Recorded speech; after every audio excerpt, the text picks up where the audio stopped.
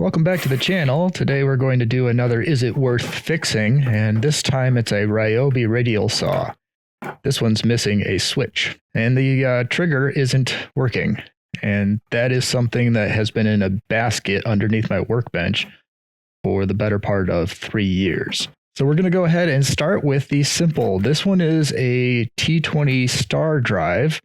And you can see me here using an old Cobalt brand screwdriver to pull that apart and knock out the screws into a container. The actual motor itself was a little dusty, but not that bad looking. And so I started taking apart the casing, which, like most Ryobi cases, is relatively simple to pull apart as long as you know which side has the electronics in it.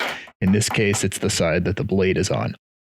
Now, because the handle there has a screw in it, and the Cobalt screwdriver I was using was a little too thick to fit in that hole, I went and grabbed my T20 driver from an electronics repair kit that I happen to have.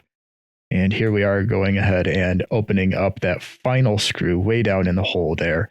If you don't have a set like this and you're going to be doing a lot of repair, I highly recommend it. This set wasn't particularly expensive. I'll see if I can track it down on Amazon. Like most Ryobi cases or the housings, one side is effectively empty. That's just there as a protection point, obviously. And so looking at the system, it's relatively simple. There's a switch, came right out, nothing complicated there. And of course, the switch felt like it was engaging completely. There's a motor, that's it. It's a motor, a battery, and a switch. That's all that runs these radial saws, at least with the Ryobi setup. So here you can see me plugging in the battery, and I know this would be unsafe, but don't worry about it. I'm not putting my hand in the right place here. And trying the switch to see if the switch was just sticking in the housing, and turns out that wasn't the case. It was in fact not engaging. Since there's nothing else here to go wrong, I thought testing the switch was probably the natural first step, and here we are testing for continuity. And I don't have a lot of really fancy electronics equipment, so this is just something simple that most people can do. You can see on the tester there, it says 1. It should read 0 when I press the trigger. And of course, it doesn't, because here the trigger mechanism, the switch itself, was broken. Using a Phillips head screwdriver, this switch has actually got its system set up so that you're just unscrewing your wires. And if you can grab a little tiny flathead screwdriver here, you can open up the switch housing itself. Now, if you are doing this, there are 4 little plastic tabs. You should be able to pull on them a little bit and put some pressure on them, and they'll slip free. If you break anything, it shouldn't be a big deal. You can always use some electrical tape to bind this back together, but in my instance, it came apart pretty simply. That said, if you are pulling this apart, take your time, because there are 2 springs on the inside. One is really, really small with a little metal tip to it. And you can see that kind of dropped out there. And then the other one is relatively large, and it's a part of the squeezing mechanism of the trigger itself. If you are doing the same project because you're having the same issue, know that the springs can be left in the housing. I did not know that at this point. And so I was still trying to figure out what the mechanical components were, as I was not following a guide while I was putting this, or rather while I was pulling this apart. This kind of project is something that I usually postpone simply due to the fact that it takes a little bit of time. This figuring it out as you go oftentimes takes a little bit longer than if you have a guide. So that's why I'm putting this out here, so that if anybody has to fix their trigger mechanism on a radial saw, Ryobi's comes apart pretty quickly and pretty simply. I don't know how others come apart, but I imagine to a degree that they are all built relatively the same. And so keeping in mind that the trigger mechanism is usually the thing to break, the motors aren't usually the thing unless you're binding it up a lot. Now on the bottom side of the actual switch with trigger mechanism there's a hard metal tip, and you can see me kind of looking at it here, trying to figure out what it is, as it didn't seem to have anything going on, but there was a little metal tab in there. It's the contact point on the rocker switch. There's a metal piece of copper that rocks back and forth on that hard metal tab to make contact or close the circuit. Now, in this instance, what had occurred is that over time, that little contact point, which is basically just a rivet, had worked itself loose and come out of the rocker switch component there. You can see me trying to press it together. And again, kind of looking down in there to make sure that I hadn't missed it or misunderstood what I was looking at.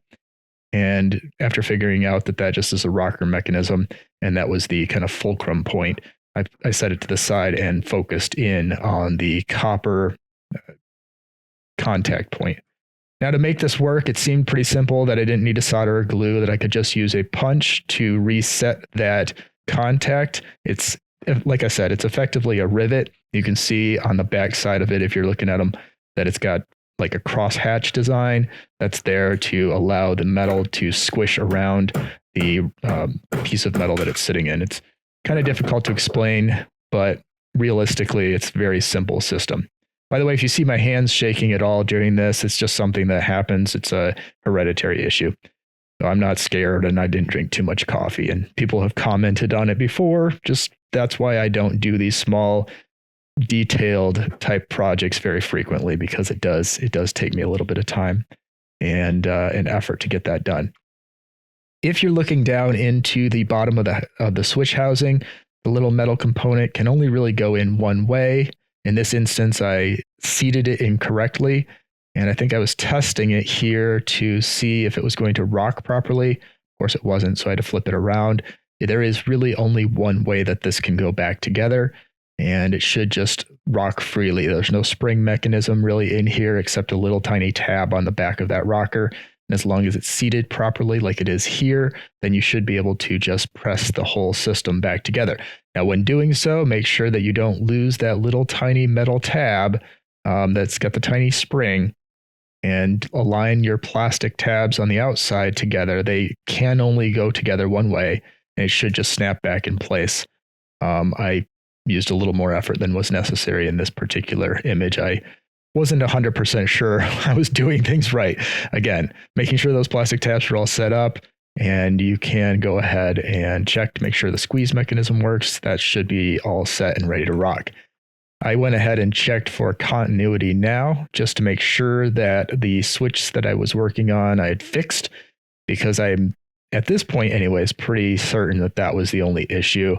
And I kind of wish that I had the safety mechanism. There's a safety switch that's there on the handle that seems to be missing, but it won't be necessary for operation. It's just there to make sure that you're using your thumb and your trigger finger, and you're not just like accidentally triggering it by grabbing onto the handle.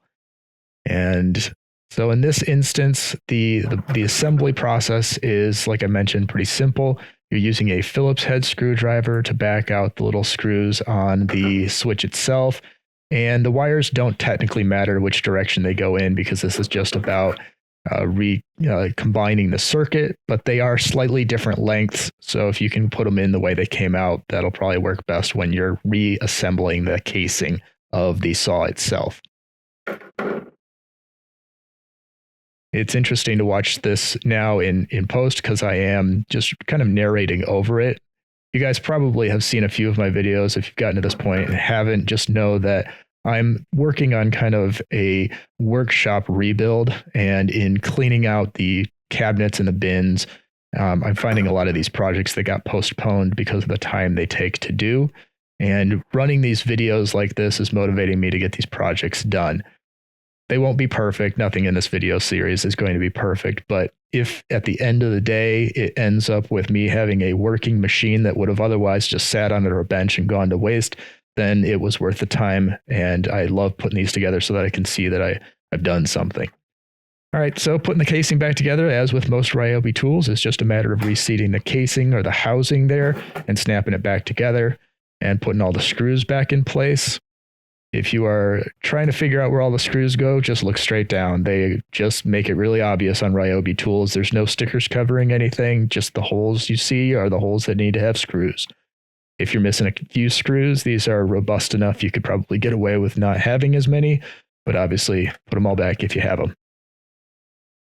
All right. So at the end of the day, this little project was a success. It's simple enough to watch now in post, but at the time that I was doing it, it seemed like a thing that there was a possibility that it wasn't going to work. I had worked on a drill prior to this that I won't be posting because at the end of the video, I realized that it was in fact not going to function. The motor itself was burnt out, and that was due to my negligence during operation.